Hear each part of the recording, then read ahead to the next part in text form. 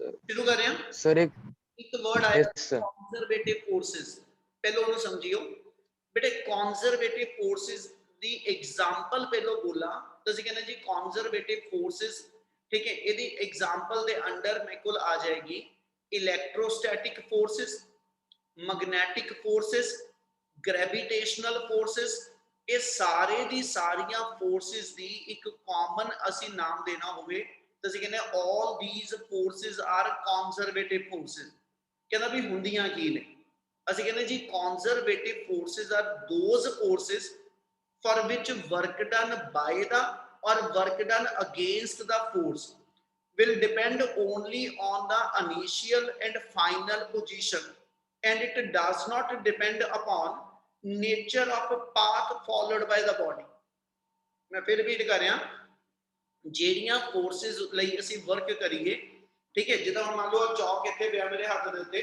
ਇਸ ਚੌਕ ਨੂੰ gravitation force ਦੇ ਅਗੇਂਸਟ ਜਦੋਂ ਮੈਂ ਉੱਪਰ ਨੂੰ ਲਿਫਟ ਕਰਨਾ ਜਾਂ ਜਦੋਂ ਮੈਂ ਚੌਕ ਨੂੰ ਛੱਡਾਂ ਤੇ ਜਿਹੜਾ ਵਰਕ ਬਾਏ ਦਾ ਗ੍ਰੈਵਿਟੇਸ਼ਨਲ ਫੋਰਸ ਹੋਣਾ ਜਦੋਂ ਮੈਂ ਚੁੱਕਦਾ ਪਿਆ ਤੇ work done against gravitational force ਆ ਜਦੋਂ ਚੌਕ ਥੱਲੇ ਡਿੱਗਦਾ ਪਿਆ ਤੇ ਵਰਕ ਡਨ ਬਾਏ ਦਾ ਗ੍ਰੈਵਿਟੇਸ਼ਨਲ ਫੋਰਸ ਆ ਸੋ ਬਾਏ ਦਾ ਫੋਰਸ ਔਰ against the force if that work does not depend upon nature of path followed by the body it just depend upon initial and final position of the body then forces can be called as the conservative forces example let me say कि you lift a body ਤੁਸੀਂ ਕਿਸੇ ਇੱਕ body ਨੂੰ ਇਸ A point ਤੋਂ B point ਤੇ ਲੈ ਕੇ ਜਾਣਾ ਇਹਨੂੰ ਮੈਂ h ਮੀਟਰ ਦੀ ਹਾਈਟ ਤੇ ਲੈ ਕੇ ਜਾਣਾ ठीक है जो इस बॉडी में मैं h मीटर हाइट ते लेके जाना एक मेथड बॉडी ਨੂੰ ਲੈ ਕੇ ਜਾਣ ਲਈ ਉਹ ਚ ਵਰਡ ਇਹ ਲੈ ਰਹੇ ਸੀਗੇ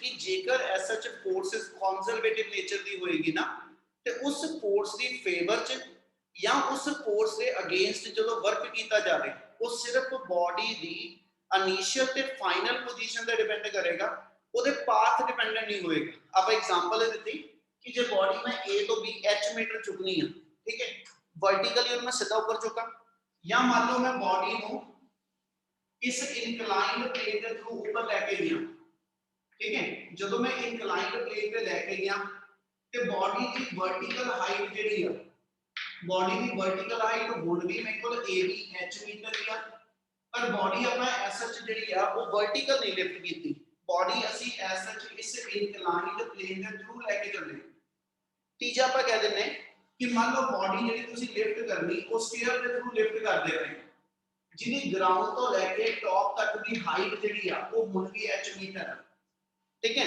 ਪਰ ਬॉडी ਇਸ ਮੂਵਮੈਂਟ ਤੇ ਜਦੋਂ ਸਟੀਅਰਸ ਦੇ ਥਰੂ ਲੈ ਕੇ ਗਿਆ ਜਦੋਂ ਬॉडी ਇਨਕਲਾਈਨਡ ਸਰਫੇਸ ਤੇ ਲੈ ਕੇ ਗਿਆ ਜਾਂ ਜਦੋਂ ਬॉडी ਮੈਂ ਵਰਟੀਕਲੀ ਲਿਫਟ ਅਪ ਕੀਤੀ ਇਹਨਾਂ ਤਿੰਨਾਂ ਕੇਸਿਸ ਦੇ ਅੰਦਰ ਇਨੀਸ਼ੀਅਲ ਤੇ ਫਾਈਨਲ ਪੁਆਇੰਟ ਦੇ ਵਿੱਚ ਗੈਪ h ਮੀਟਰ ਆ ਪਰ ਬॉडी ਦਾ ਜਿਹੜਾ ਨੇਚਰ ਆਫ ਪਾਥ ਆ ਉਹ ਹਰ ਵਾਰੀ ਵੱਖਰਾ ਕਰਾ पर जे हर केस के अंदर उदा वर्क डन सेम आवे तो then forces can be called as the conservative in nature क्या गल समझ लगी Yes, sir.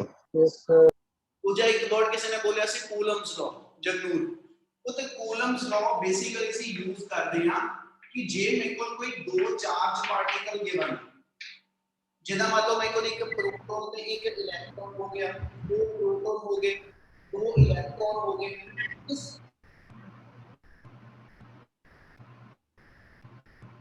अर्शिया तेरा माइक ऑन है बेटा अर्शिया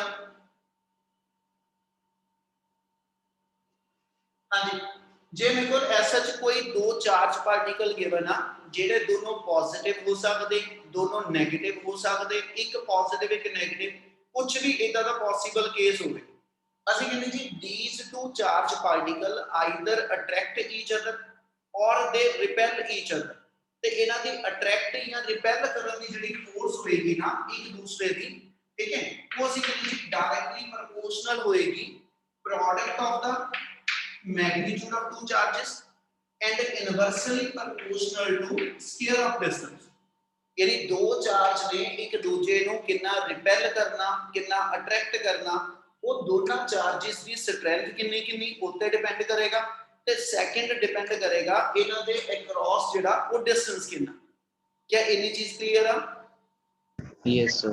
Yes, sir. हाँ जी सर. ਪ੍ਰੋਪੋਰਸ਼ਨੈਲਿਟੀ ਦਾ ਸਾਈਨ ਹਟਾ ਕੇ ਇਕੁਐਲਿਟੀ ਲਗਾਣਾ ਬੇਟਾ ਤੇ ਕਾਂਸਟੈਂਟ ਇੱਥੇ k ਲੱਗਦਾ ਜਿਹਨੂੰ ਇਲੈਕਟ੍ਰੋਸਟੈਟਿਕ ਫੋਰਸ ਕਾਂਸਟੈਂਟ ਕਹਿੰਦੇ ਆ ਕੀ ਕਲੀਅਰ ਹੈ ਨੀ ਗੱਲ ਸਾਰਿਆਂ ਨੂੰ ਕੂਲਮਸ ਲਾਅ ਦੀ Yes, sir. Yes, sir.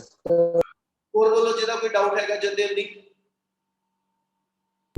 Sir यहाँ पे एक सर बुक में एक टर्म यूज हुई है sir, electrical permittivity of free space. Sir ये समझ नहीं आई सर, टर्म का मतलब क्या है? ਜੇ ਅਸੀਂ k ਦੀ ਵੈਲਿਊ ਪੁੱਟ ਕਰਨੀ ਹੋਵੇ ਨਾ ਤੇ ਇਹਦੀ ਐਕਸਪੈਰੀਮੈਂਟਲ ਵੈਲਿਊ ਅਸੀਂ ਲਿਖਦੇ ਹਾਂ 1/4 ਪਾਈ ਐਪਸਾਈਲਨ ਨॉट ਦੱਸਦਾ ਹਾਂ ਕੀ ਕਹਿੰਦੇ ਨੇ ਆਪਾਂ q1 q2/r². ਉਹ ਕਹਿੰਦਾ ਜਿਹੜੇ ਦੋ ਚਾਰਜ ਦੇ ਵਿਚਲੀ ਫੋਰਸ ਕੈਲਕੂਲੇਟ ਕਰਨ ਲੱਗੇ ਹੋ ਨਾ ਇਹ ਚਾਰਜ ਮੇਰੇ 에ਅਰ ਚ ਪਏ ਆ ਕਿ ਵਾਟਰ ਚ ਪਏ ਆ ਕਿ ਕਿਸੇ ਹੋਰ ਮੀਡੀਅਮ ਚ ਪਏ ਆ ਤੇ ਉਹ ਕਹਿੰਦਾ ਕਿਆ ਮੀਡੀਅਮ ਦਾ ਵੀ ਰੋਲ ਹੁੰਦਾ ਜੇ ਮੈਂ ਦੋ ਚਾਰਜ 에ਅਰ ਚ ਰੱਖੇ ਹੋਣ ਇਹੀ ਦੋ ਚਾਰਜ ਇੰਨੇ ਹੀ ਡਿਸਟੈਂਸ ਤੇ ਮੈਂ ਕਿਸੇ ਮੀਡੀਅਮ ਚ ਰੱਖ ਦਵਾਂ ਕਿਆ ਇਹਨਾਂ ਵਿਚਲੀ ਰਿਪਲਸਿਵ ਜਾਂ ਅਟਰੈਕਟਿਵ ਫੋਰਸ ਦੀ ਸਟਰੈਂਥ ਤੇ ਫਰਕ ਪੈਂਦਾ ਹੈ ਕਿ ਨਹੀਂ ਯੈਸ ਫਰਕ ਪੈਗਾ ਇੱਕ ਸਿੰਪਲ ਐਗਜ਼ਾਮਪਲ ਦਿੰਦਾ ਤੁਹਾਡੇ ਕੋਲ ਨਮਕ ਆ ਸੌਲਟ ਜਿਹਨੂੰ ਕਹਿੰਦੇ ਸੋਡੀਅਮ ਕਲੋਰਾਈਡ ਕਿ ਸੋਲਿਡ ਫਾਰਮ ਚ ਸੋਡੀਅਮ ਕਲੋਰਾਈਡ ਹੋਵੇ ਉਹ ਚ ਮੈਂ ਦੋ ਇਲੈਕਟ੍ਰੋਡ ਲਗਾ ਦਵਾਂ ਦੋ ਮੈਟਲ ਵਾਇਰ ਲਾ ਦਵਾਂ ਤੇ ਉਹਨਾਂ ਇੱਕ ਬਲਬ ਜੋੜਾਂ ਕਿਆ ਬਲਬ ਜਗੂ No sir. ਨਹੀਂ ਜਗਦਾ ਪਰ ਜੇ ਮੈਂ ਉਹੀ ਸੋਡੀਅਮ ਕਲੋਰਾਈਡ ਨੂੰ ਵਾਟਰ ਚ ਡਿਸੋਲਵ ਕਰਕੇ ਉਹਦਾ ਸੋਲੂਸ਼ਨ ਬਣਾ ਲਵਾਂ ਔਰ ਫਿਰ ਉਹ ਚ ਦੋ ਮੈਟਲ ਵਾਇਰ ਪਾ ਕੇ ਇੱਕ ਬਲਬ ਨਾਲ ਅਟੈਚ ਕਰਾਂ ਕਿਆ ਬਲਬ ਜਗੂ ਹਾਂਜੀ ਸਰ Yes sir. ਜਗੇਗਾ ਹੈਨਾ ਇਹਦਾ ਮਤਲਬ ਫਰਕ ਕਿੱਥੇ ਹੋਇਆ ਕਹਿੰਦਾ ਜੀ ਜਿਹੜੇ ਸੋਡੀਅਮ ਆਇਨ ਤੇ ਕਲੋਰਾਈਡ ਆਇਨ ਆ ਜਦੋਂ 에ਅਰ ਚ ਪਏ ਸੀ ਤੇ ਜਦੋਂ ਇਹੀ ਦੋ ਚਾਰਜ ਪਾਰਟੀਕਲ ਵਾਟਰ ਮੀਡੀਅਮ ਚ ਪਏ ਆ ਤੇ ਵਾਟਰ ਮੀਡੀਅਮ ਚ ਜਾ ਕੇ ਇਹ ਆਇਨਸ ਜਿਹੜੇ ਨੇ ਇਹ ਫ੍ਰੀ ਮੂਵ ਕਰਨ ਲੱਗ ਪਏ ਸੋਲਿਡ ਫਾਰਮ ਚ ਇਹ ਆਇਨ ਫ੍ਰੀ ਮੂਵ ਨਹੀਂ ਕਰ ਰਹੇ ਪਰ ਜਦੋਂ ਇਹੀ ਆਇਨ ਜਿਹੜੇ ਆ ਵਾਟਰ ਮੀਡੀਅਮ ਚ ਗਏ ਇਹਨਾਂ ਨੇ ਆਪਣਾ ਮੋਲਟਨ ਪੇਸਟ ਬਣਾਇਆ ਜਾਂ ਸੋਲੂਸ਼ਨ ਬਣਾਇਆ ਫਿਰ ਇਹ ਇਲੈਕਟ੍ਰਿਸਿਟੀ ਕੰਡਕਟ ਕਰਨ ਲੱਗੇ ਤੇ ਇਹਦਾ ਮਤਲਬ ਇਹ ਹੋ ਗਿਆ ਕਿ ਜਿਹੜਾ ਮੀਡੀਅਮ ਆ ਜਿਹੜੇ ਮੀਡੀਅਮ ਚ ਦੋ ਚਾਰਜ ਪਾਰਟੀਕਲ ਇੱਕ ਦੂਜੇ ਤੇ ਫੋਰਸ ਲਗਾਉਂਦੇ ਉਹ ਮੀਡੀਅਮ ਦਾ ਵੀ ਰੋਲ ਆ ਕਿ ਵੀ ਦੋ ਚਾਰਜ ਨੇ ਇੱਕ ਦੂਸਰੇ ਤੇ ਕਿੰਨੀ ਫੋਰਸ ਲਗਾਣੀ that also depend upon nature of medium ਕਿੰਨਾ ਪਰਮਿਟ ਕਰੇਗਾ medium ਕਿੰਨਾ ਅਲਾਉ ਕਰੇਗਾ medium ਕਿੰਨੀ ਪਰਮਿਸ਼ਨ ਦੇਗਾ ਕਿ ਦੋ ਚਾਰਜ ਇੱਕ ਦੂਜੇ ਨੂੰ ਅਟਰੈਕਟ ਜਾਂ ਰਿਪੈਲ ਕਰ ਸਕਣ ਉਸ ਮੀਡੀਅਮ ਦੀ ਪਰਮਿਸ਼ਨ ਨੂੰ ਡਿਸਾਈਡ ਕਰਨ ਵਾਲੀ ਟਰਮ ਜਿਹੜੀ ਆ ਉਹਨੂੰ ਅਸੀਂ ਨਾਮ ਦਿੰਦੇ ਇਲੈਕਟ੍ਰੀਕਲ ਪਰਮਿਟਿਵਿਟੀ ਗੱਲ ਸਮਝ ਆਈ Yes sir. ਸੋ ਐਪਸਾਈਲਮ ਜਿਹੜਾ ਸਿੰਬਲ ਆ ਇਹ e ਨਹੀਂ ਪਾਇਆ ਇਹਨੂੰ ਐਪਸਾਈਲਮ ਬੋਲਦੇ ਆ ਠੀਕ ਹੈ ਜ਼ੀਰੋ ਪਾਇਆ ਕਿ ਜਦੋਂ ਦੋ ਚਾਰਜ 에ਅਰ ਚ ਪਏ ਆ ਜਦੋਂ ਦੋ ਚਾਰਜ 에ਅਰ ਚ ਨਾ ਹੋ ਕੇ ਕਿਸੇ ਮੀਡੀਅਮ ਚ ਹੋਏ ਤੇ ਉਦੋਂ ਅਸੀਂ ਐਪਸਾਈਲਮ ਨੋਟ ਦੀ ਜਗ੍ਹਾ ਤੇ ਐਪਸਾਈਲਮ ਕੱਲਾ ਲਈਦਾ ਇਹਦਾ ਮਤਲਬ ਮੀਡੀਅਮ ਦੀ ਕਿੰਨੀ ਪਰਮਿਸ਼ਨ ਆ ਇਸ ਚੀਜ਼ ਨੂੰ ਡਿਸਾਈਡ ਕਰਨ ਵਾਲੀ ਟਰਮ ਦਾ ਨਾਮ ਪਰਮਿਟਿਵਿਟੀ ਕਲੀਅਰ Yes sir. ਹੋਰ ਬੋਲੋ ਜਿਹਨੂੰ ਕੋਈ ਡਾਊਟ ਆ ਜਿਹੜਾ ਜਲਦੀ ਜਲਦੀ ਸਰ ਬੀਟਾ ਡੀਕੇ ਹਾਂਜੀ ਸਰ ਬੀਟਾ ਡੀਕੇ ਤੇਰੀ ਆਵਾਜ਼ ਨਹੀਂ ਆ ਰਹੀ ਬੇਟਾ ਜੇ ਕਿਸੇ ਹੋਰ ਨੂੰ ਸਮਝ ਲੱਗਿਆ ਨੇ ਕੀ ਬੋਲਿਆ ਤੇ ਜਲਦੀ ਜਲਦੀ ਬੋਲੋ Sir beta decay कह रहा है. ਬੀਟਾ ਡਿਕੇ Sir weak. ਹੋ ਗਿਆ ਅੱਛਾ ਚਲੋ ਸੁਣੋ ਪਹਿਲੋ ਗੱਲ ਤੁਹਾਡੀਆਂ ਦੋ ਫੋਰਸਿਸ ਦੇ ਵਿੱਚੋਂ ਪਹਿਲੋ ਮੈਂ ਪੁੱਛਦਾ ਡਾਊਟ ਬੋਲਿਓ ਗ੍ਰੈਵਿਟੇਸ਼ਨਲ ਫੋਰਸਿਸ ਤੇ ਉਹਦੀਆਂ ਕਰੈਕਟਰਿਸਟਿਕਸ ਤੇ ਇਲੈਕਟ੍ਰੋਮੈਗਨੈਟਿਕ ਫੋਰਸਿਸ ਤੇ ਉਹਦੀਆਂ ਕਰੈਕਟਰਿਸਟਿਕਸ ਕਿਆ ਇਹਨਾਂ ਦੋਨਾਂ ਵਿੱਚ ਕਿਸੇ ਨੂੰ ਡਾਊਟ ਹੈਗਾ Sir central forces क्या होती हैं? Central forces.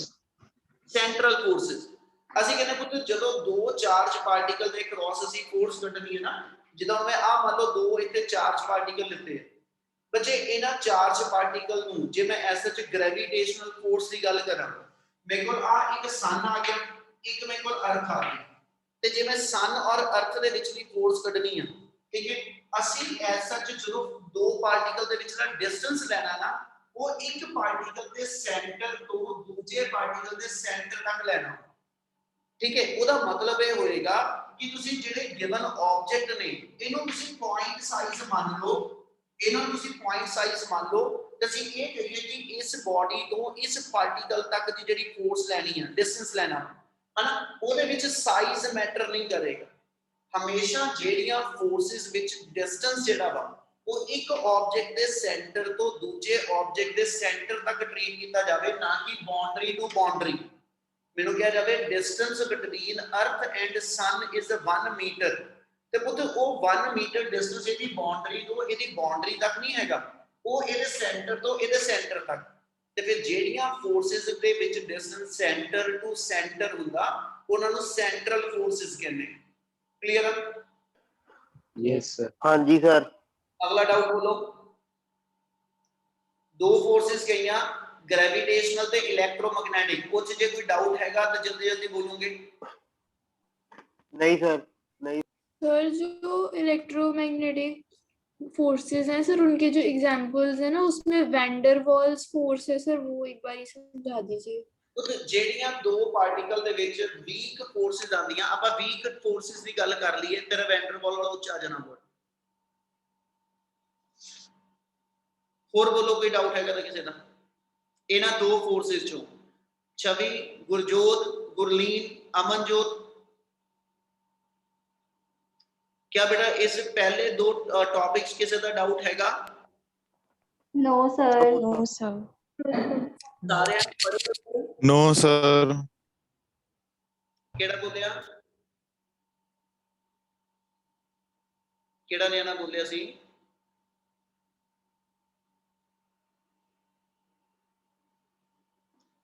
हाँ जी, क्या मैं अगली force JD weak nuclear force ते स्ट्रॉन्ग न्यूक्लियर फोर्स को शुरू करा बेटा, जिन्हां दोनों च कोई डाउट नहीं? Yes sir. Yes sir. Next ਤੁਹਾਡੇ ਕੋਲ ਜਿਹੜਾ ਟਰਮ ਬਣਦੀ ਹੈ ਪੁੱਤ, ਠੀਕ ਹੈ, ਉਹ ਹੈਗੀ ਵੀਕ ਨਿਊਕਲੀਅਰ ਤੇ ਸਟਰੋਂਗ ਨਿਊਕਲੀਅਰ। ਸਮਝਿਓ ਗੱਲ ਕਿਆ ਨਾ, ਥੋੜਾ ਜਿਹਾ ਡਿਟੇਲ ਜਾਵਾਂਗੇ ਇਸ ਚੀਜ਼ ਦੇ ਅੰਦਰ, ਠੀਕ ਹੈ। ਪਲੱਸ 2 ਦੇ ਟੌਪਿਕ ਆ, ਠੀਕ ਹੈ, ਉਹਨੂੰ ਥੋੜਾ ਜਿਹਾ ਸਮਝ ਲਿਓ ਜਿੰਨੀ ਕ ਆਪਾਂ ਨੂੰ ਲੋੜ ਰਹਿੰਦੀ। ਸਟਰੋਂਗ ਨਿਊਕਲੀਅਰ ਫੋਰਸਸ ਕਹਿੰਦਾ ਬਈ ਸਟਰੋਂਗ ਨਿਊਕਲੀਅਰ ਫੋਰਸਸ ਦਾ ਕਨਸੈਪਟ ਜਿਹੜਾ ਹੈਗਾ ਮੈਨੂੰ ਕੀ ਡਿਫਾਈਨ ਕਰਨਾ।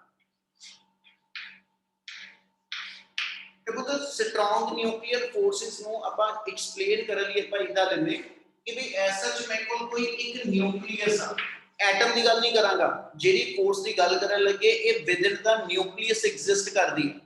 ਅਸੀਂ ਕਹਿੰਦੇ ਕਿਸੇ ਵੀ ਨਿਊਕਲੀਅਸ ਦੇ ਅੰਦਰ ਜਿਹੜੇ ਮੇਰੇ ਕੋਲ ਪਾਰਟੀਕਲ ਪ੍ਰੈਜ਼ੈਂਟ ਆ ਉਹ ਪ੍ਰੋਟੋਨ ਨਿਊਟਰੋਨ ਆ, ਠੀਕ ਹੈ। ਜੇ ਮੇਰੇ ਕੋਲ ਕਿਸੇ ਨਿਊਕਲੀਅਸ ਦੇ ਵਿੱਚ ਪ੍ਰੋਟੋਨ ਤੇ ਨਿਊਟਰੋਨ ਆ, ਆਪਾਂ ਐਸਾ ਚ ਇੱਕ ਚੀਜ਼ ਪੜ੍ਹੀ ਕਿ ਜਿਹੜੇ ਪ੍ਰੋਟੋਨ ਆ ਇਹਨਾਂ ਦੇ ਸਿਮਿਲਰ ਚਾਰਜ ਕਰਕੇ ਇਹਨਾਂ 'ਚ ਇਲੈਕਟ੍ਰੋਸਟੈਟਿਕ ਫੋਰਸ ਆਫ ਰਿਪਲਸ਼ਨ ਹੁੰਦੀ ਹੈ, ਜਿਹੜੀ proton they will repeal each other, ਠੀਕ ਹੈ। ਨਿਊਟਰੋਨ ਇੱਕ ਦੂਜੇ ਨੂੰ ਕੁਝ ਨਹੀਂ ਕਰਦੇ। ਜੇ ਮੈਂ ਐਟ ਪ੍ਰੈਜ਼ੈਂਟ ਇਹਦੇ ਵਿੱਚ ਡਿਫਰੈਂਟ ਫੋਰਸਿਸ ਦੀ ਗੱਲ ਕਰਾਂ ਤਾਂ ਅਸੀਂ ਕਹਿੰਦੇ ਨਿਊਕਲੀਅਸ ਦੇ ਅੰਦਰ ਦੋ ਤਰ੍ਹਾਂ ਦੀਆਂ ਫੋਰਸਿਸ ਐਗਜ਼ਿਸਟ ਕਰਦੀਆਂ। ਇੱਕ ਇਹਨਾਂ ਦੋਨਾਂ ਦੇ ਵਿੱਚ ਰਿਪਲਸਿਵ ਫੋਰਸ, ਇੱਕ ਨਿਊਟਨ ਲਾਅ ਆਫ ਗ੍ਰੈਵਿਟੇਸ਼ਨ ਦੇ ਅਕੋਰਡਿੰਗਲੀ ਅਸੀਂ ਕਹਿੰਦੇ every two particle in the universe they will attract each other, ਯਾਨੀ ਯੂਨੀਵਰਸ ਦੇ ਕੋਈ ਵੀ ਦੋ ਪਾਰਟੀਕਲ ਲੈ ਲਵਾਂ ਉਹ ਇੱਕ ਦੂਜੇ ਨੂੰ ਅਟਰੈਕਟ ਕਰਦੇ ਆ, ਬੇਸ਼ੱਕ ਉਹ ਪ੍ਰੋਟੋਨ ਆ, ਬੇਸ਼ੱਕ ਪ੍ਰੋਟੋਨ ਨਿਊਟਰੋਨ ਆ, ਬੇਸ਼ੱਕ ਨਿਊਟਰੋਨ, ਠੀਕ ਆ। ਇਹਦਾ ਮਤਲਬ ਇਸ ਨਿਊਕਲੀਅਸ ਦੇ ਅੰਦਰ ਦੋ ਤਰ੍ਹਾਂ ਦੀ ਫੋਰਸ ਐਗਜ਼ਿਸਟ ਕਰਦੀ ਆ, ਇੱਕ ਸਿਮਿਲਰ ਚਾਰजेस ਕਰਕੇ ਇਹਨਾਂ ਪਾਰਟੀਕਲ 'ਚ ਰਿਪਲਸਿਵ ਫੋਰਸ ਆ, ਦੂਜੇ ਪਾਸੇ ਇਸ ਨਿਊਕਲੀਅਸ ਦੇ ਅੰਦਰ ਜਿੰਨੇ ਵੀ ਪਾਰਟੀਕਲਸ ਆ ਇਹਨਾਂ ਸਾਰਿਆਂ ਦੇ ਵਿੱਚ ਮੇਰੇ ਕੋਲ ਐਸ ਸੱਚ ਨਾਲੋਂ ਨਾਲ ਮੇਰੇ ਕੋਲ ਜਿਹੜੀ ਅਟਰੈਕਟਿਵ ਫੋਰਸ ਹੈਗੀ ਹੈ। ਇੰਨੀ ਗੱਲ clear? Yes sir. Yes yes sir. Sir. ਚਲ ਹੁਣ ਪੁੱਤ ਜਦੋਂ ਇਹ ਕੰਸੀਡਰ ਕਰਦੇ ਸੀਗੇ ਕਿ ਵੀ ਨਿਊਕਲੀਅਸ ਦਾ ਸਾਈਜ਼ ਛੋਟਾ ਵਾ ਤੇ ਵੀ ਅਬਜ਼ਰਵ ਫੋਰਸ ਦਾ ਅੱਗੇ ਚੱਲਣਾ, ਠੀਕ ਹੈ।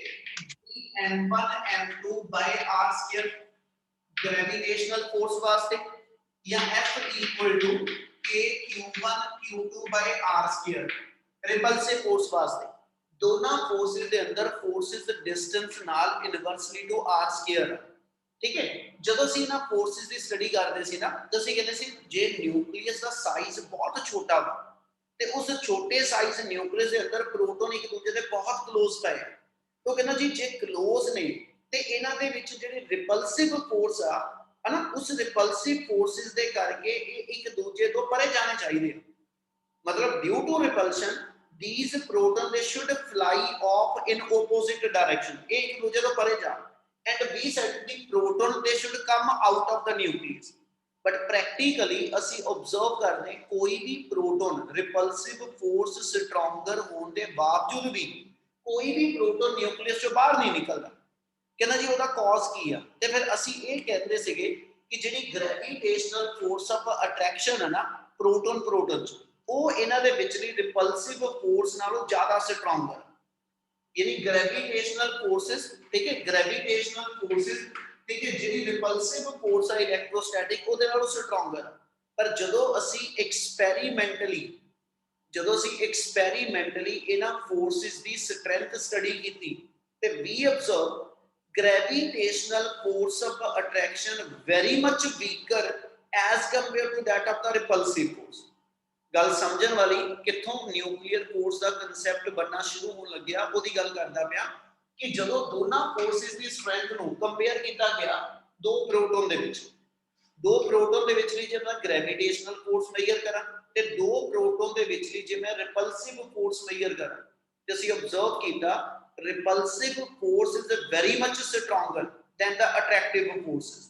ਉਹ ਕਹਿੰਦਾ ਫਿਰ ਜੇ ਰਿਪਲਸਿਵ ਫੋਰਸ ਬੜੀ ਸਟਰੋਂਗਰ ਆ ਤੇ ਫਿਰ ਇਹ ਪ੍ਰੋਟੋਨ ਬਾਹਰ ਨਿਕਲਣੇ ਚਾਹੀਦੇ ਸੀ, ठीक है ना। फिर प्रोटॉन दे विच जे रिपल्शन स्ट्रोंगर आ ते फिर प्रोटॉन न्यूक्लियस नहीं रह सकदा है ना, कोई एक दूसरे नु इतना स्ट्रोंग रिपेल करोगे कि they should come out of the nucleus. ਇਹਦਾ ਮਤਲਬ ਫਿਰ प्रोटॉन न्यूक्लियस से बाहर आने चाहिए, पर प्रैक्टिकली ਇਹ ਤਾਂ ਹੁੰਦਾ ਨਹੀਂ कि न्यूक्लियस ਦੇ ਵਿੱਚੋਂ ਕੋਈ ਨਿਊਕਲੀਓਨ प्रोटॉन ਤੇ ਨਿਊਟਰੋਨ ਦਾ ਕਾਮਨ ਨਾਮ ਆ, ठीक है। न्यूक्लियस ਦੇ ਵਿੱਚੋਂ ਅਸੀਂ ਕਹਿੰਦੇ ਜੀ ਕੋਈ ਵੀ प्रोटॉन ਬਾਹਰ ਨਹੀਂ ਨਿਕਲਦਾ। ਉਹ ਕਹਿੰਦਾ ਜੀ ਫਿਰ ਐਸਾ ਚ ਜੇ ਅਸੀਂ ਇਸ ਚੀਜ਼ ਨੂੰ ਜਸਟੀਫਾਈ ਕਰਨਾ ਫਿਰ ਕਿੱਦਾਂ ਕਰੀਏ, ਤੇ there we give the concept of strong nuclear forces। there we find कि some other force should also to be present inside the nucleus other than gravitational or repulsive forces।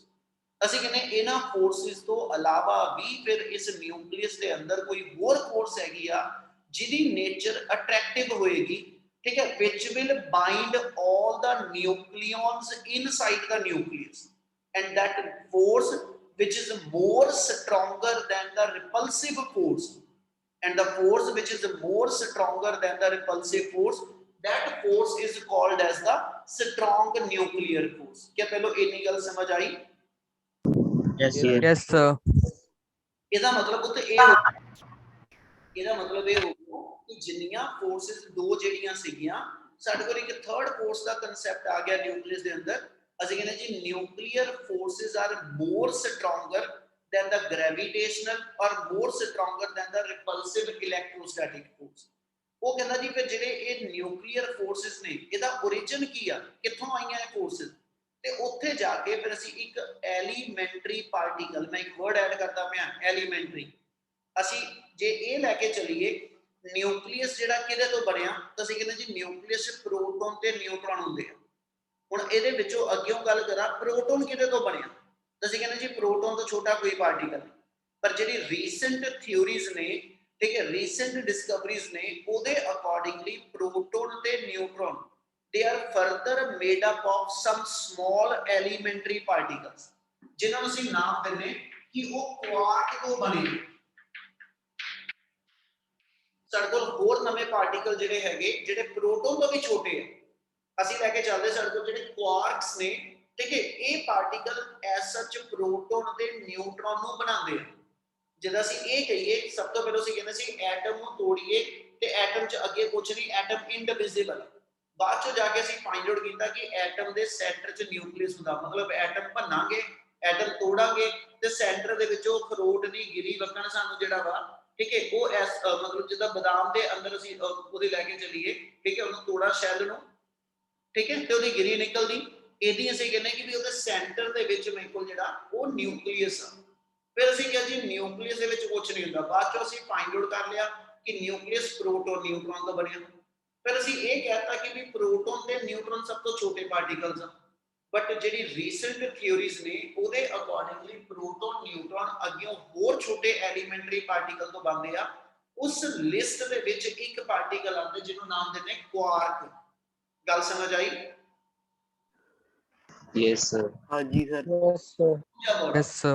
ਅਸੀਂ ਇਹ ਲੈ ਕੇ ਚੱਲਦੇ ਕਿ ਜਿਹੜੇ ਪ੍ਰੋਟੋਨ ਤੇ ਪ੍ਰੋਟੋਨ ਨਾ ਇਹ ਇੱਕ ਦੂਜੇ ਨੂੰ ਐਸ ਸੱਚ ਇੱਕ ਦੂਜੇ ਨਾਲ ਬਾਈਂਡ ਹੋਏ ਹੁੰਦੇ, ਯਾਨੀ ਜਿਹੜੀ ਨਿਊਕਲੀਅਰ ਫੋਰਸਿਸ ਨੇ ਇਹਦੀ ਕਰੈਕਟਰਿਸਟਿਕਸ ਜੇ ਪੜੀਆਂ ਤੁਸੀਂ, ਉਹ ਚ ਇੱਕ ਕਰੈਕਟਰਿਸਟਿਕ ਆਂਦੀ ਆ ਕਿ nuclear forces are charge independent.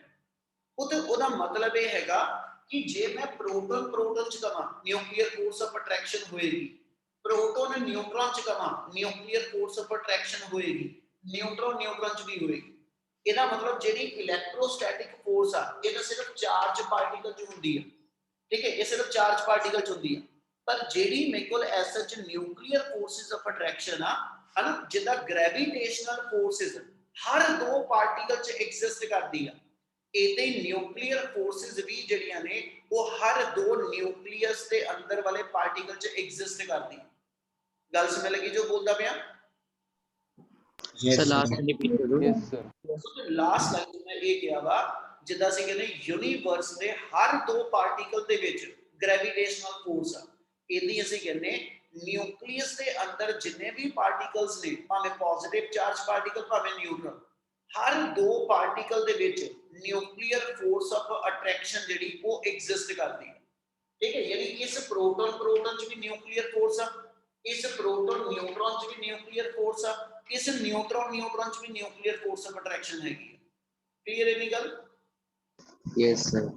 ਤੇ ਇਹਨਾਂ ਪ੍ਰੋਟੋਨਸ ਨੂੰ ਇੱਕ ਦੂਜੇ ਦੇ ਨਾਲ ਬਾਈਂਡ ਕਰਨ ਵਾਲੀ ਜਿਹੜੀ ਅਟਰੈਕਟਿਵ ਫੋਰਸ ਹੈ ਨਾ, ਉਹ ਅਸੀਂ ਕਹਿੰਦੇ ਜੀ ਕਦੇ ਕਰਕੇ ਹੁੰਦੀ ਕਿ ਪ੍ਰੋਟੋਨ ਤੇ ਪ੍ਰੋਟੋਨ, ਪ੍ਰੋਟੋਨ ਤੇ ਨਿਊਟਰੋਨ, ਨਿਊਟਰੋਨ ਤੇ ਪ੍ਰੋਟੋਨ, ਨਿਊਟਰੋਨ ਤੇ ਨਿਊਟਰੋਨ, ਇਹ ਵੱਖਰੇ ਵੱਖਰੇ ਕੰਬੀਨੇਸ਼ਨ ਲਿਖ ਲਏ। ਅਸੀਂ ਕਹਿੰਦੇ ਇਹਨਾਂ ਦੇ ਵਿੱਚ ਇੱਕ ਪਾਰਟੀਕਲ ਐਕਸਚੇਂਜ ਹੁੰਦਾ ਰਹਿੰਦਾ।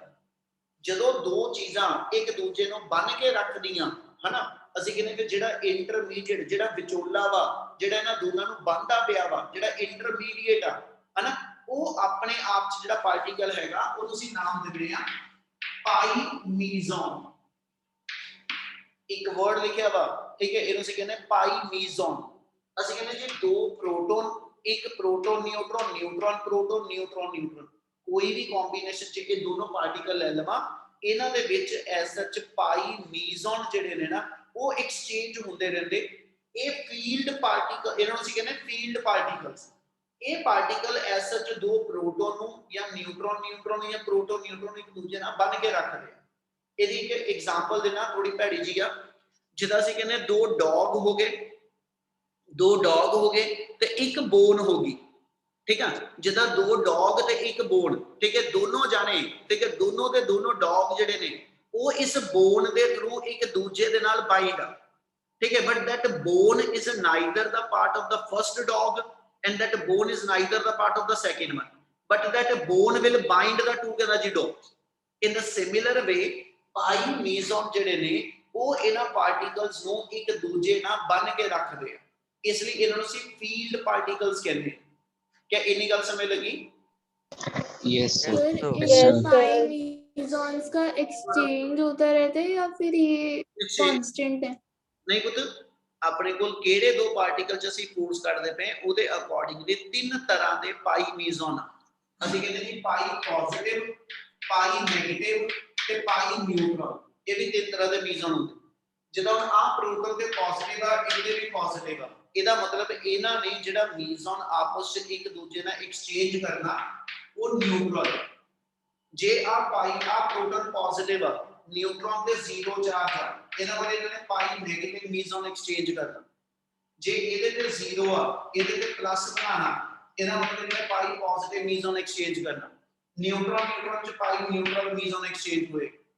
ਸੋ ਕਿਹੜੇ ਦੋ ਪਾਰਟੀਕਲ ਦੇ ਅਕ੍ਰੋਸ ਅਸੀਂ ਸਟਰੋਂਗ ਨਿਊਕਲੀਅਰ ਫੋਰਸ ਮੇਜਰ ਕਰਨੀ ਆ, ਉਹਦੇ ਅਕੋਰਡਿੰਗਲੀ ਇਹਨਾਂ ਵਿੱਚੋਂ ਕੋਈ ਨਾ ਕੋਈ ਇੱਕ ਮੀਜ਼ੋਨ ਜਿਹੜਾ ਉਹ ਇਹਨਾਂ ਚ ਐਕਸਚੇਂਜ ਹੁੰਦਾ ਰਹਿੰਦਾ। ਕਲੀਅਰ ਹੈ ਨੀ ਗੱਲ? Yes, sir. Yes sir. क्या ਇਹਨਾਂ ਦੀਆਂ ਕੈਰੈਕਟਰਿਸਟਿਕਸ ਜਿਹੜੀਆਂ ਸੀ ਉਹ ਪੜੀਆਂ ਸਾਰਿਆਂ ਨੇ? ਸਟਰੋਂਗ ਨਿਊਕਲੀਅਰ ਦੀਆਂ, ਵੀਕ ਨਿਊਕਲੀਅਰ ਦੀਆਂ, ਗ੍ਰੈਵੀਟੇਸ਼ਨ ਦੀਆਂ, ਗ੍ਰੈਵੀਟੇਸ਼ਨਲ ਫੋਰਸਸ ਦੀਆਂ ਤੇ ਇਲੈਕਟ੍ਰੋਮੈਗਨੈਟਿਕ ਦੀਆਂ। Yes, sir. Yes, sir. क्या ਸਟਰੋਂਗ ਨਿਊਕਲੀਅਰ ਫੋਰਸਸ ਦੇ ਵਿੱਚ ਕੁਝ ਹੈਗਾ ਹੋਰ ਪੁੱਛਣ ਵਾਲਾ ਬੇਟੇ? Sir, ਬੋਲੋ ਜੀ ਬੋਲੋ। एंटी न्यूट्रिनो क्या होता है? ਉਹਦੀ ਗੱਲ ਹੁਣੀ ਕਰਦੇ ਉਹ ਵੀਕ ਨਿਊਕਲੀਅਰ ਫੋਰਸ ਗੱਲ ਜੋੜਾਂਗਾ ਹੁਣੀ ਉਸ ਤੋਂ ਪਹਿਲਾਂ ਸਟਰੋਂਗ ਨਿਊਕਲੀਅਰ ਫੋਰਸਿਸ ਦੀ ਕੈਰੈਕਟਰਿਸਟਿਕਸ ਦੇ ਵਿੱਚ ਜਾਂ ਹੋਰ ਕਿਸੇ ਨੂੰ ਕੋਈ ਡਾਊਟ ਹੋਵੇ ਇੱਕ ਵਾਰੀ ਕਰਾਂ ਕੰਟੀਨਿਊ Yes, sir. ਚਲੋ Yes, sir. ਇਹ ਅੱਜ ਕੋਈ ਇਹਦੀ ਫੋਟੋ ਕਲਿੱਕ ਕਰਕੇ ਨਹੀਂ ਭੇਜਾਂਗਾ ਇਹ ਬੁੱਕ 'ਚ ਪੜਨ ਵਾਲੇ ਟੌਪਿਕ ਹੋਵੇਗਾ ਚਲੋ ਜਿਹੜੀ ਫੋਰਥ ਫੋਰਸ ਆਣੀ ਹੈ ਆਪਣੇ ਕੋਲ ਠੀਕ ਹੈ ਦਾ ਡਿਫਾਈਨ ਉਹਨੂੰ ਅਸੀਂ ਨਾਮ ਦਿੰਦੇ ਹਾਂ weak nuclear forces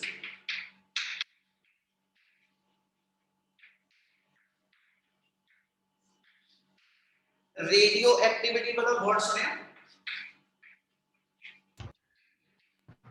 yes sir. Yes Yes, सर। sir. की होती radioactivity what is radioactivity कोई है ना भाई जल्दी जल्दी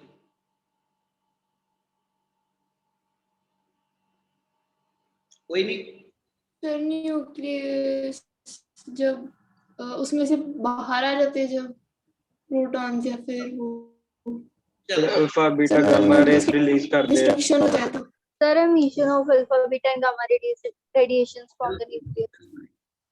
ਅਸੀਂ ਇਹ ਕਹਿੰਦੇ ਬੇਟਾ ਨੇਚਰ 'ਚ ਜਿੰਨੇ ਸਾਡੇ ਕੋਲ ਡਿਫਰੈਂਟ ਐਲੀਮੈਂਟ ਅਵੇਲੇਬਲ ਹੈ ਨਾ ਠੀਕ ਹੈ ਮੋਰ ਦੈਨ 100 ਹੈ ਠੀਕ ਹੈ ਅਸੀਂ ਕਹਿੰਦੇ ਜੀ ਉਹਨਾਂ ਦੇ ਵਿੱਚੋਂ ਮੈਕਸਿਮਮ ਜਿਹੜੇ ਨੇ ਨਾ ਅਨਸਟੇਬਲ ਆ ਅਸੀਂ ਇਦਾਂ ਲੈ ਕੇ ਚੱਲਦੇ ਹਾਂ ਕਿ ਵੀ ਜਿਹੜੇ ਐਲੀਮੈਂਟ ਦਾ ਐਟੋਮਿਕ ਨੰਬਰ ਮੋਰ ਦੈਨ 82 ਆ ਲੈਡ ਤੋਂ ਉੱਪਰ ਵਾਲੇ ਠੀਕ ਹੈ ਦੇ ਆਲ ਆਰ ਅਨਸਟੇਬਲ ਉਹ ਸਾਰੇ ਦੇ ਸਾਰੇ ਅਨਸਟੇਬਲ ਨੇ ਤਕਰੀਬਨ ਠੀਕ ਹੈ ਤੇ ਜਿਹੜਾ ਨਿਊਕਲੀਅਸ ਅਨਸਟੇਬਲ ਆ ਜਿਹੜਾ ਐਲੀਮੈਂਟ ਅਨਸਟੇਬਲ ਆ ਜਿਹਦਾ ਨਿਊਕਲੀਅਸ ਅਨਸਟੇਬਲ ਆ ਠੀਕ ਹੈ ਉਹਦੀ ਟੈਂਡੈਂਸੀ ਹੁੰਦੀ ਆਪਣੇ ਆਪ ਨੂੰ ਸਟੇਬਲ ਕਰਨਾ ਯਾਨੀ ਹਰ ਕੋਈ ਆਪਣੇ ਆਪ ਨੂੰ ਸਟੇਬਲ ਸਟੇਟ 'ਚ ਰੱਖਣਾ ਚਾਹੇਗਾ ਠੀਕ ਹੈ ਮੈਂ ਇੱਕ ਐਗਜ਼ਾਮਪਲ ਦਿੰਦਾ ਸਟੇਬਲ ਸਟੇਟ ਲਈ ਜਿੱਦਾਂ ਅਸੀਂ ਕਹਿੰਦੇ ਕਿ ਵੀ ਐਟਮਸ ਦੇ ਅੰਦਰ ਇਲੈਕਟ੍ਰੋਨ ਦੇ ਡਿਫਰੈਂਟ એનર્ਜੀ ਲੈਵਲਸ ਹੁੰਦੇ ਤੁਸੀਂ ਕੈਮਿਸਟਰੀ 'ਚ ਪੜ੍ਹੋਗੇ ਠੀਕ ਹੈ ਇਲੈਕਟ੍ਰੋਨ ਦਾ ਇੱਕ ਗਰਾਊਂਡ ਸਟੇਟ ਹੁੰਦੀ ਆ ਇੱਕ ਇਲੈਕਟ੍ਰੋਨ ਦੀਆਂ first second third fourth fifth sixth excited states ਹੁੰਦੀਆਂ ਕੀ ਵਰਡ ਸੁਣੇ ਆ No, sir.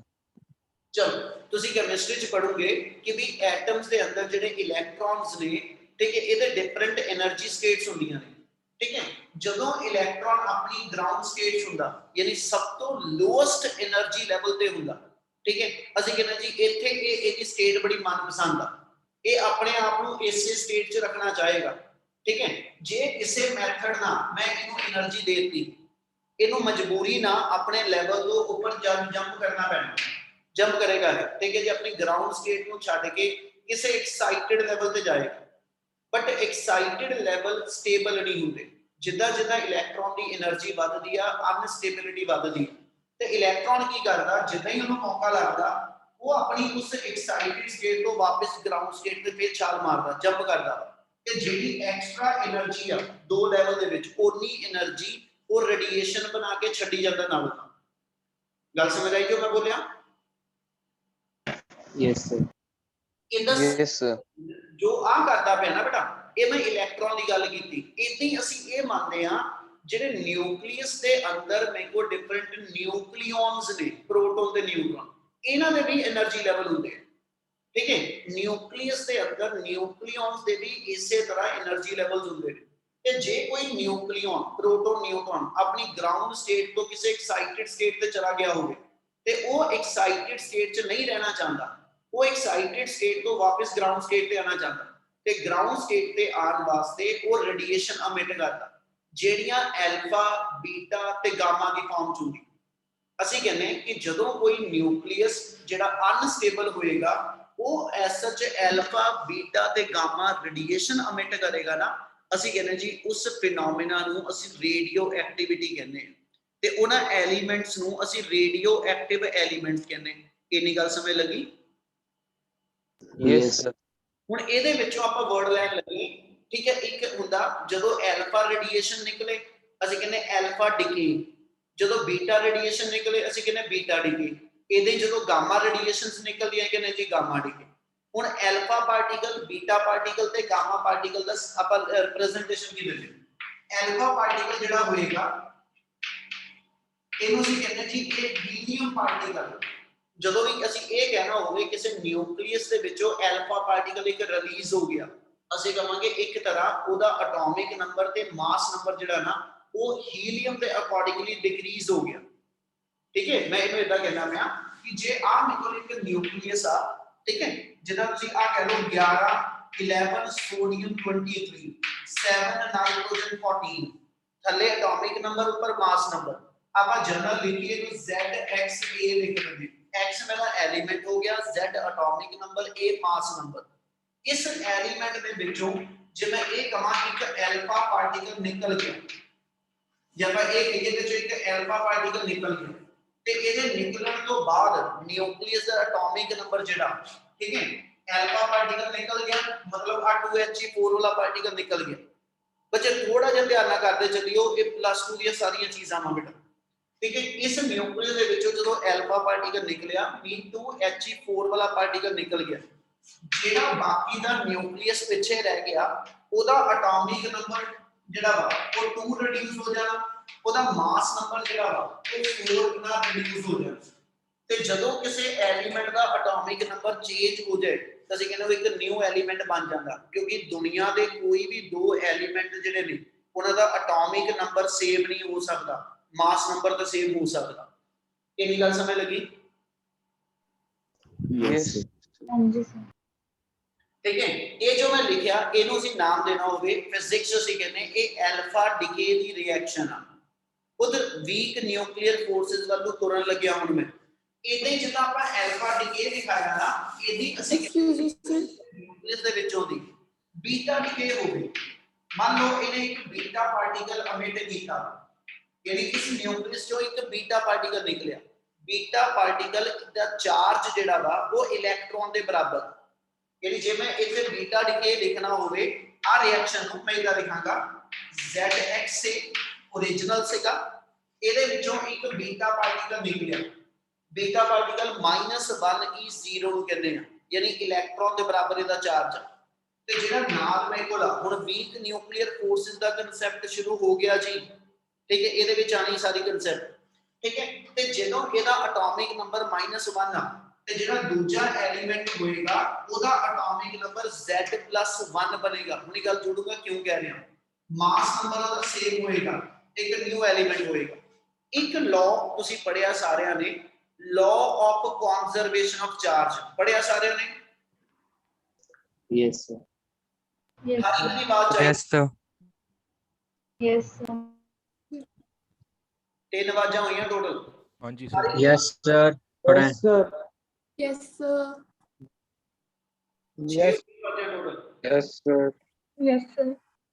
ਹਾਂਜੀ ਸਰ। ਚਲੋ ਹੁਣ ਇਹ ਤਾਂ ਸਮਝੋ law of conservation of charge ਉਹ ਇਹਦੇ ਨਾਲ ਐਕਸਪਲੇਨ ਹੋਣ ਲੱਗਿਆ। Law of conservation of charge ਕਹਿੰਦਾ total charge on the reactant side and total charge on the product side in any of the reaction that always remain conserved। मतलब ਤੁਹਾਡੇ ਕੋਈ ਵੀ ਫਿਨੋਮੀਨਾ ਹੋਵੇ, ਅਲਫਾ ਡਿਕੇ, ਬੀਟਾ ਡਿਕੇ, ਗਾਮਾ ਡਿਕੇ, ਕੋਈ ਹੋਰ ਫਿਨੋਮੀਨਾ ਨੇਚਰ 'ਚ ਐਗਜ਼ਿਸਟ ਕਰਨ ਵਾਲਾ ਕੋਈ ਵੀ ਫਿਨੋਮੀਨਾ ਹੋਵੇ, ਠੀਕ ਹੈ ਜੀ, ਟੋਟਲ ਚਾਰਜ ਰਿਐਕਟੈਂਟ ਸਾਈਡ ਦਾ ਤੇ ਟੋਟਲ ਚਾਰਜ ਪ੍ਰੋਡਕਟ ਸਾਈਡ ਦਾ ਉਹ ਹਮੇਸ਼ਾ ਆਪਸ ਇਕੁਅਲ ਹੁੰਦਾ। ਹੁਣ ਜੇ ਮੈਂ ਇੱਥੇ ਲਿਖਾਂ ਆਪਣੇ ਕੋਲ ਰਿਐਕਟੈਂਟ ਸਾਈਡ ਤੇ ZXA ਸੀਗਾ, ਇਹਦਾ ਟੋਟਲ ਚਾਰਜ ਕਿਹਾ ਜਾਂਦਾ ਐਟੋਮਿਕ ਨੰਬਰ ਨੂੰ, ਕਿਉਂਕਿ ਇਹ ਪ੍ਰੋਟੋਨ ਤੇ ਇਲੈਕਟ੍ਰੋਨ ਦੀ ਇਨਫੋਰਮੇਸ਼ਨ ਦਿੰਦਾ ਵਾ। टोटल चार्ज रिएक्टेंट साइड ते Z वा, जे जो दो वाला एक पार्टिकल निकल गया बाकी दा चार्ज Z-2 होएगा ता इस साइड पे टोटल चार्ज जेड़ा वो Z बनूगा। Yes, sir. हुन ये आ रिएक्टेंट देखा जे इधरले पासे टोटल चार्ज मेरा Z वा ते आ दोनों का मिला के जेड़ा टोटल चार्ज है Z+1 -1 ये टोटल चार्ज Z बनू। Yes, sir. Yes, sir. ਇਹਨੂੰ ਆਪਾਂ ਨਾਮ ਦਿੰਦੇ ਆ law of conservation of charge. ਕਿ ਟੋਟਲ ਚਾਰਜ ਰਿਐਕਟੈਂਟ ਤੇ ਪ੍ਰੋਡਕਟ ਸਾਈਡ ਤੇ ਹਮੇਸ਼ਾ ਇਕੁਅਲ ਆ। ਤੁਹਾਡਾ ਇੱਕ ਫੰਡਾਮੈਂਟਲ ਲਾਅ ਵੀ ਕਵਰ ਹੋ ਰਿਹਾ ਵਾ, ਬਾਕੀ ਸਾਰੇ ਉਸੇ ਗੱਲ ਦੇ। ਹੁਣ ਜਦੋਂ ਇਹ ਰਿਐਕਸ਼ਨ ਹੋਈ ਨਾ ਜਿਹੜੀ ਆਪਾਂ ਲਿਖੀ ਆ, ਜਿਸ ਅਸੀਂ ਕਹਿੰਦੇ ਕਿ ਵੀ ਨਿਊਕਲੀਅਸ ਦੇ ਵਿੱਚੋਂ ਦੀ ਇੱਕ ਬੀਟਾ ਪਾਰਟੀਕਲ ਨਿਕਲ ਗਿਆ ਬੇਟਾ। ਨਿਊਕਲੀਅਸ ਦੇ ਵਿੱਚੋਂ ਜਦੋਂ ਬੀਟਾ ਪਾਰਟੀਕਲ ਨਿਕਲਿਆ ਨਾ, ਅਸੀਂ ਐਸ ਸੱਚ 4 ਫੰਡਾਮੈਂਟਲ ਲਾਅ ਆ ਸਾਡੇ, conservation of energy, conservation of charge, conservation of linear momentum ਤੇ ਕਨਜ਼ਰਵੇਸ਼ਨ ਆਫ ਐਂਗੂਲਰ ਮੋਮੈਂਟਮ। ਜਿਹੜੀ ਵੀ ਨੇਚਰ 'ਚ ਕੋਈ ਰਿਐਕਸ਼ਨ ਹੁੰਦੀ ਪਈ ਆ ਉਹ ਇਹ ਚਾਰੇ ਲਾਅ ਨੂੰ ਜੇ ਓਬੇ ਨਾ ਕਰਦੀ ਹੋਵੇ ਤਾਂ ਅਸੀਂ ਮੰਨਦੇ ਫਿਜ਼ਿਕਸ ਦੇ ਅਕੋਰਡਿੰਗਲੀ ਉਹ ਲਾਅ ਜਿਹੜਾ ਫਿਨੋਮੀਨਾ ਪੋਸੀਬਲ ਨਹੀਂ ਹੈਗਾ, ਜਾਂ ਸਾਡੇ ਐਸ ਸੱਚ ਜਿਹੜਾ ਵਾ ਉੱਥੇ ਲਾਅ ਲਾਉਣ 'ਚ ਗਲਤੀ ਹੈ। ਹੁਣ ਜੇ ਮੈਂ ਇਸ ਰਿਐਕਸ਼ਨ ਦੇ ਉੱਤੇ ਚਾਰੇ ਲਾਅ ਵਾਰੀ-ਵਾਰੀ ਲਾ ਕੇ ਦੇਖਾਂ, ਠੀਕ ਹੈ, ਜਦੋਂ ਅਸੀਂ ਰਿਐਕਟੈਂਟ ਸਾਈਡ ਤੇ ਟੋਟਲ એનર્ਜੀ ਮੈਜ਼ਰ ਕੀਤੀ ਤੇ ਜਦੋਂ ਅਸੀਂ ਪ੍ਰੋਡਕਟ ਸਾਈਡ ਤੇ ਇਹਨਾਂ ਦੀ ਮਿਲਾ ਕੇ ਟੋਟਲ એનર્ਜੀ ਮੈਜ਼ਰ ਕੀਤੀ, ਹੋਣਾ ਇਹ ਚਾਹੀਦਾ ਟੋਟਲ એનર્ਜੀ ਕਾਂਸਟੈਂਟ ਆਵੇ, ਨਾ ਤਾਂ ਐਕਸਟਰਾ એનર્ਜੀ ਕ੍ਰੀਏਟ ਹੋਵੇ ਤੇ ਨਾ ਡਿਸਟਰੋਏ। ਜਸਟ ਐਗਜ਼ਾਮਪਲ, ਜਦੋਂ ਮੈਂ ਇਸ ਰਿਐਕਸ਼ਨ ਦੀ ਟੋਟਲ એનર્ਜੀ ਮੈਜ਼ਰ ਕੀਤੀ ਉਹ 10 ਜੂਲ ਆਈ। ਜਿਹੜੀ ਇਸ ਰਿਐਕਸ਼ਨ 'ਚ ਟੋਟਲ એનર્ਜੀ ਆਈ, ਇਹ ਬੇਟਾ ਥੋੜਾ ਸਮਝਣ ਵਾਲਾ ਚੀਜ਼ ਆ, ਸਮਝ ਲਿਓ, ਇਹਦੀ ਟੋਟਲ એનર્ਜੀ 10 ਜੂਲ ਆਈ। ਹੁਣ ਇਹਨਾਂ ਦੋਨਾਂ ਦੇ ਵਿੱਚੋਂ ਜੇ ਤੁਸੀਂ ਲੈ ਕੇ ਚੱਲੀਏ, ਆ ਨਿਊਕਲੀਅਸ ਓਨਾ ਹੀ ਹੈਵੀ ਆ ਜਿੰਨਾ ਆ ਮੇਰੇ ਕੋਲ ਪੇਰੈਂਟ ਨਿਊਕਲੀਅਸ ਆ। ਇਸ ਲਈ ਅਸੀਂ ਐਸ ਚ ਲੈ ਕੇ ਚੱਲਦੇ ਕਿ ਜਦੋਂ ਇਹ ਰੈਸਟ ਵਿੱਚ ਸੀਗਾ ਤੇ ਨੇ ਇੱਕ ਬੀਟਾ ਪਾਰਟੀਕਲ ਛੱਡਿਆ, ਬੀਟਾ ਪਾਰਟੀਕਲ ਦੇ ਛੱਡਣ ਤੋਂ ਬਾਅਦ ਵੀ ਇਹ ਨਿਊਕਲੀਅਸ ਆਲਮੋਸਟ ਰੈਸਟ ਦੇ ਉੱਤੇ ਤੇ ਕੋਈ ਫਰਕ ਨਹੀਂ ਪਿਆ। ਉਹ ਕਹਿੰਦਾ ਆਹ ਪਾਰਟੀਕਲ ਜਿਹੜਾ ਵਾ ਇਹ ਨਿਊਕਲੀਅਸ ਦੇ ਕੰਪੈਰੀਟਿਵਲੀ ਇੰਨਾ ਕੁ ਹਲਕਾ ਵਾ, ਲਾਈਟ ਵੇਟ ਆ, ਇੰਨੀ ਸਪੀਡ ਨਾਲ ਇਹ ਪਾਰਟੀਕਲ ਨਿਕਲਿਆ ਕਿ ਜਿੰਨੀ એનર્ਜੀ ਤੁਹਾਡੀ ਪੂਰੀ ਰਿਐਕਸ਼ਨ 'ਚ ਤੇ ਦੂਜੇ ਪਾਸੇ ਜਿੰਨੀ ਬੀਟਾ ਪਾਰਟੀਕਲ ਦੀ એનર્ਜੀ ਹੈ ਨਾ, ਇਹ ਆਪਸ 'ਚ ਮੈਚ ਹੋਣੀ ਚਾਹੀਦੀ ਹੈ। यानी ऑलमोस्ट पूरी रिएक्शन की total energy that is possessed by the beta particle. क्या ये निकल समझ लगी? Yes, Yes, sir. sir. Yes, sir. But बार-बार कहूंगा थोड़ा जिहा कॉन्सेंट्रेशन ना समझियो, चीज़ां समझण वालियां। हुण जदों असीं बीटा पार्टिकल दी एक्सपेरिमेंटली एनर्जी मेजर कीती ना, ते मैं नोट कीता कि भी बीटा पार्टिकल जिहड़ा निकल के गया, कदी इहदे कोल एनर्जी 2 जूल आ, कदी ਇਹਦੇ ਕੋਲ એનર્ਜੀ 3 ਜੂਲ ਆ, ਕਦੀ ਇਹਦੇ ਕੋਲ એનર્ਜੀ 9 ਜੂਲ ਆ, ਤੇ ਕੋਈ ਇੱਕ ਇਹਦਾ ਕੇਸ ਵੀ ਆਇਆ ਜਦੋਂ ਇਹਦੇ ਕੋਲ એનર્ਜੀ 10 ਜੂਲ ਆ। ਹਰ ਵਾਰੀ ਇਹਦੀ એનર્ਜੀ 10 ਜੂਲ ਹੀ ਆ। ਮੈਕਸਿਮਮ ਕੇਸਿਸ ਦੇ ਅੰਦਰ ਫਾਈਂਡ ਆਊਟ ਕੀਤਾ ਕਿ ਬੀਟਾ ਪਾਰਟੀਕਲ ਜਿਹੜਾ ਨਾ ਇਹ 2 ਜੂਲ ਜਾਂ 3 ਜੂਲ એનર્ਜੀ ਨਾਲ ਨਿਕਲ, ਇਹ ਐਕਚੁਅਲ ਵੈਲਿਊਜ਼ ਨਹੀਂ ਹੈਗੀਆਂ, ਸਿਰਫ ਸਮਝਾਉਣ ਲਈ ਵਰਤਦਾ ਪਿਆ। ਇਵਨ ਜੇ ਰਿਐਕਸ਼ਨ ਦੀ ਟੋਟਲ એનર્ਜੀ ਜਿਹੜੀ ਉਹ 10 ਜੂਲ ਆ ਤੇ ਬੀਟਾ ਪਾਰਟੀਕਲ ਜਿਹੜਾ ਨਿਕਲਦਾ ਪਿਆ ਨਾ ਉਹ ਨਿਕਲਦਾ 2 ਜੂਲ ਨਾਲ ਜਾਂ 3 ਜੂਲ ਨਾਲ। ਉਹ ਕਹਿੰਦਾ ਜੇ ਇਹਦੇ ਕੋਲ એનર્ਜੀ 2 ਜਾਂ 3 ਜੂਲ ਆ, ਮੈਂ ਤਾਂ ਸੋਚਿਆ ਸੀ ਸਾਰੀ એનર્ਜੀ ਇਹਦੇ ਕੋਲ ਆ, ਇਹਦੇ ਕੋਲ ਜੇ 2 ਜੂਲ ਆ ਬਾਕੀ ਦੀ 8 ਜੂਲ ਇਹਦੇ ਕੋਲ ਹੋਣੀ ਚਾਹੀਦੀ, ਬਟ ਇਹਦੇ ਕੋਲ ਆਲਮੋਸਟ 0 ਜੂਲ એનર્ਜੀ। ਇਹਦੇ ਨਾਲ ਇਹਦੇ ਕੋਲ એનર્ਜੀ ਆਲਮੋਸਟ 0, ਠੀਕ ਹੈ, ਇਹਦੇ ਕੋਲ 2, ਉਹ ਕਹਿੰਦਾ ਬਾਕੀ ਦੀ 8 ਜੂਲ ਕਿੱਥੇ ਗਈ? ਇਹਦੇ ਨਾਲ ਜੇ ਰਿਐਕਸ਼ਨ ਨੇ ਟੋਟਲ એનર્ਜੀ 10 ਜੂਲ ਬਣਾਈ ਆ ਤੇ ਅਸੀਂ ਲੱਭੀ ਸੀ ਬੀਟਾ ਪਾਰਟੀਕਲ ਤੋਂ 10 ਜੂਲ ਲੱਭੂਗੇ, ਪਰ ਪ੍ਰੈਕਟੀਕਲੀ ਬੀਟਾ ਪਾਰਟੀਕਲ ਦਾ ਨਿਕਲੇ ਸਾਡਾ 2 ਜੂਲ એનર્ਜੀ ਵਾਲਾ। कहना जी फिर where the 8 joule of the energy will gone, वो एनर्जी कितने गई? ठीक है, फिर एक और चीज केमिस्ट्री च पढ़ोगे या पढ़ चुके होंगे, एक टर्म आंदी है जिसका नाम है स्पिन क्वांटम नंबर। पढ़िया board? No, sir. No, sir. चलो मैं थोड़ा जिहा हिंट दवांगा। ਅਸੀਂ ਕਹਿੰਦੇ ਕਿ ਜਿੱਦਾਂ ਸਾਡੇ ਕੋਲ ਐਸ ਸੱਚ ਅਰਥ ਜਿਹੜੀ ਹੈ ਸਾਡੀ, ਹੈ ਨਾ, ਆਪਣਾ ਟੌਪਿਕ ਅੱਜ ਕੰਪਲੀਟ ਨਹੀਂ ਹੋਏਗਾ, ਕੱਲ ਤੋਂ ਕੰਟੀਨਿਊ ਕਰਾਂਗਾ। ਆਪਾਂ ਜਿੱਦਾਂ ਕਹਿੰਦੇ ਕਿ ਵੀ ਅਰਥ ਜਿਹੜੀ ਰਿਵੋਲਵ ਕਰਦੀ ਹੈ ਅਰਾਊਂਡ ਦਾ ਸਨ। ਅਰਥ ਦੀ ਦੋ ਤਰ੍ਹਾਂ ਦੀ ਮੋਸ਼ਨ ਆ, ਇੱਕ ਤੇ ਅਰਥ ਸਨ ਦੇ ਅਰਾਊਂਡ ਰਿਵੋਲਵ ਕਰਦੀ ਪਈ, ਇੱਕ ਅਰਥ ਆਪਣੇ ਐਕਸਿਸ ਦੇ ਅਬਾਊਟ ਵੀ ਰੋਟੇਟ ਕਰਦੀ ਹੈ। ਆਪਣੇ ਐਕਸਿਸ ਦੇ ਅਬਾਊਟ ਅਸੀਂ ਮੰਨਦੇ ਅਰਥ ਦੀ ਸਪਿਨਿੰਗ ਹੁੰਦੀ ਪਈ, ਰੋਟੇਟ ਕਰਦੀ ਪਈ। ਅਸੀਂ ਕੈਮਿਸਟਰੀ 'ਚ ਪੜ੍ਹਦੇ ਆ ਜਦੋਂ ਇਲੈਕਟ੍ਰੋਨ ਅਰਾਊਂਡ ਦਾ ਨਿਊਕਲੀਅਸ ਮੂਵ ਕਰਦਾ ਨਾ, ਇਲੈਕਟ੍ਰੋਨ ਸਪਿਨ ਕਰਦਾ। ਇਲੈਕਟ੍ਰੋਨ ਦੀ ਸਪਿਨ ਜਿਹੜੀ ਆ ਅਸੀਂ ਉਹਨੂੰ ਦੋ ਤਰ੍ਹਾਂ ਗਿਣਦੇ, ਉਹ ਕਲੌਕਵਾਈਜ਼ ਸਪਿਨ ਕਰਦਾ ਜਾਂ ਐਂਟੀ ਕਲੌਕਵਾਈਜ਼। ਉਹਦੇ ਕਰਕੇ ਅਸੀਂ ਇੱਕ ਸਪਿਨ ਕੁਆਂਟਮ ਨੰਬਰ ਜਿਹੜਾ ਵਾ ਉਹ ਲਿੰਕ ਕਰਦੇ ਆ ਜਿਹਦੀ ਵੈਲਿਊ +½ ਜਾਂ -½ ਅਸੀਂ ਕਹਿੰਦੇ ਜੀ ਇਲੈਕਟ੍ਰੋਨ ਦੀ ਸਪਿਨ ਦੋ ਤਰ੍ਹਾਂ ਦੀ ਹੋਏਗੀ, ਐਂਟੀ ਕਲੌਕਵਾਈਜ਼ ਜਾਂ ਕਲੌਕਵਾਈਜ਼। ਦੂਜੇ ਪਾਸੇ ਬੋਲਦੇ +½ ਹੋਏਗੀ ਜਾਂ -½ ਹੋਏਗੀ। ਇੰਨੀ ਗੱਲ ਸਮਝ ਲੱਗੀ? Yes, sir. Sir anti clockwise में पॉजिटिव होती है। ਉਹਦਾ ਆਪਾਂ ਨੂੰ ਕੋਈ ਲੋੜ ਹੀ ਨਹੀਂ ਪੈਣੀ, ਇਹ ਚੀਜ਼ਾਂ ਕੈਮਿਸਟਰੀ 'ਚ ਜਾ ਕੇ ਆਣੀਆਂ, ਆਪਾਂ ਨੂੰ ਲੋੜ ਨਹੀਂ ਪੈਣੀ। ਠੀਕ ਹੈ, ਆਪਣੇ ਲਈ ਸਿਰਫ ਦੋ ਵਰਡ ਆ ਕਿ ਸਪਿਨ ਜਿਹੜੀ ਆ, ਠੀਕ ਹੈ ਜੀ, ਉਹਦੀ ਵੈਲਿਊ +½ ਜਾਂ -½ ਹੋਏਗੀ। ਠੀਕ ਹੈ, ਹੁਣ ਜਦੋਂ ਨਿਊਕਲੀਅਸ ਦੇ ਵਿੱਚੋਂ ਇਲੈਕਟ੍ਰੋਨ ਨਿਕਲ ਕੇ ਬਾਹਰ ਆਇਆ, ਠੀਕ ਹੈ, ਯਾਨੀ ਬੀਟਾ ਪਾਰਟੀਕਲ ਨਿਕਲ ਕੇ ਬਾਹਰ ਆਇਆ, ਅਸੀਂ ਨੋਟ ਕੀਤਾ ਨਿਊਕਲੀਅਸ ਦੀ ਸਪਿਨ ਦੇ ਵਿੱਚ ਇਹਦੇ ਨਿਕਲਣ ਤੋਂ ਬਾਅਦ ਜਾਂ ਤੇ ਇਹ ਐਂਟੀ ਕਲੌਕਵਾਈਜ਼ ਜਾਂ ਕਲੌਕਵਾਈਜ਼ ਸਪਿਨ ਕਰਦਾ ਨਿਕਲੇਗਾ। मतलब ਜਿਹੜੀ ਸਪਿਨ ਦੀ ਚੇਂਜ ਆ ਨਿਊਕਲੀਅਸ ਦੀ ਨਾ, ਉਹ ਹਾਫ ਨਾਲ ਚੇਂਜ ਹੋਣੀ ਚਾਹੀਦੀ, ਬਟ ਐਕਸਪੈਰੀਮੈਂਟਲੀ ਅਸੀਂ ਅਬਜ਼ਰਵ ਕੀਤਾ ਇਹਦੇ ਨਿਕਲਣ ਤੋਂ ਬਾਅਦ ਨਿਊਕਲੀਅਸ ਦੇ ਵਿੱਚੋਂ, ਜਦੋਂ ਇਹ ਨਿਊਕਲੀਅਸ ਚੋਂ ਨਿਕਲਿਆ या तो न्यूक्लियस की स्पिन च कोई चेंज नहीं आई, जीरो चेंज आई, या न्यूक्लियस की स्पिन दे विच +1 की चेंज आई। वो कहना जी हाफ की चेंज ही नहीं आई। वो कहता फिर ਇਹਦਾ मतलब ये हो गया दो लॉ सीगे जिन्हों ਅਸੀਂ ਕਹਿੰਦੇ स्पिन एंगुलर मोमेंटम की कॉन्जरवेशन ते दूजा कॉन्जरवेशन ऑफ एनर्जी। ये दो लॉ ਜਿਹੜੇ ਆ रिएक्शन बीटा डिके वाली साडी ਜਿਹੜੀ ਆ ਇਹ ਉਹਨੂੰ ਐਸ ਸੱਚ ਜਸਟੀਫਾਈ नहीं कर रही। ਇਹਨਾਂ ਦੀ ਜਸਟੀਫਿਕੇਸ਼ਨ ਵਾਸਤੇ ਫਿਰ ਸਾਨੂੰ ਵੀਕ ਨਿਊਕਲੀਅਰ ਫੋਰਸ ਦੇ ਕਨਸੈਪਟ ਦੀ ਲੋੜ ਪੈਣੀ ਆ। ਅਜੇ ਸਿਰਫ ਆਪਾਂ ਇੰਟਰੋ ਦਿੱਤੀ ਉਹਦੀ, ठीक है जी, कि वीक न्यूक्लियर फोर्स का कंसैप्ट कित्थे जुड़ना अजे जोड़िया नहीं आपां। ठीक है, कल वाली क्लास इनू कंटिन्यू करांगे। ओके जी।